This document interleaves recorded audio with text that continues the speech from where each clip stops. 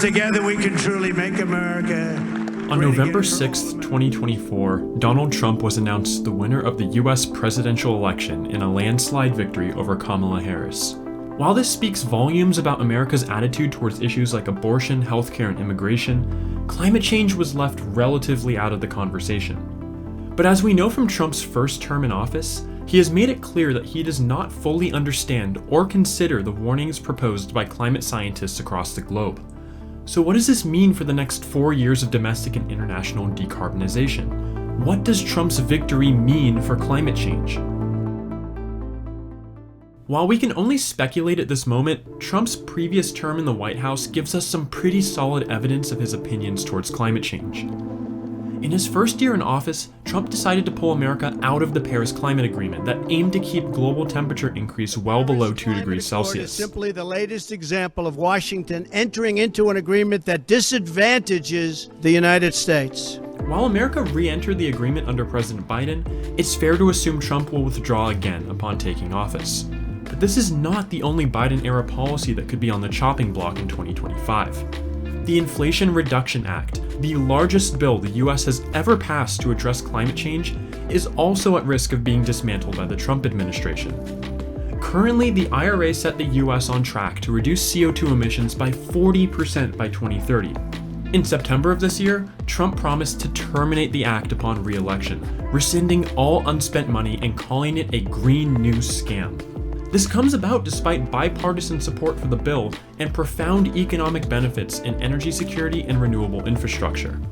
Trump could also potentially overturn a Biden-era EPA regulation on methane emissions, allowing fossil fuel companies to save money by cutting corners on fugitive emissions.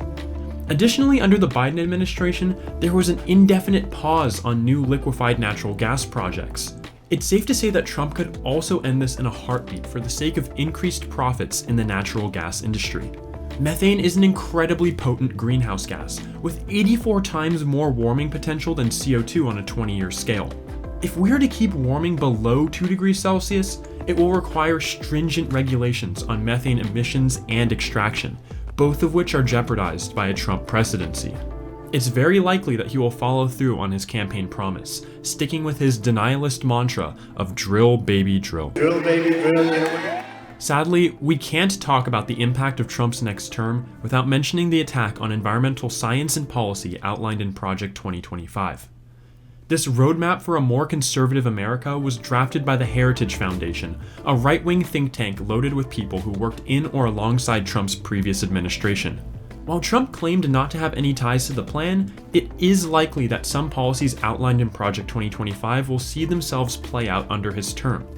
These plans include things such as dismantling the National Oceanic and Atmospheric Administration, or NOAA, eliminating renewable energy offices in the Department of Energy, limiting the power of the Environmental Protection Agency, and many other plans designed to give free rein to big polluting industries. This profit above all else mindset will cripple US decarbonization, along with deteriorating policies to protect wildlife, public health, and air quality. Time will tell whether or not we will see it play out. It is still unclear the extent to which the next 4 years of Trump will impact humanity's progress on climate change. Some researchers have estimated that a Trump presidency could add as much as 4 gigatons of CO2 into our atmosphere over the next 4 years. And this is just on a domestic level. There is no telling the impact he could have internationally. As seen with the Kyoto Protocol in 1997, the United States has the power to derail international climate policies by simply refusing to participate. Kyoto is in many ways unrealistic. When the richest nation in the world is led by a man who does not believe in climate science, it sends shockwaves through renewable investment and legislation around the world. However, these Trump shockwaves can only do so much to stall local sustainability efforts.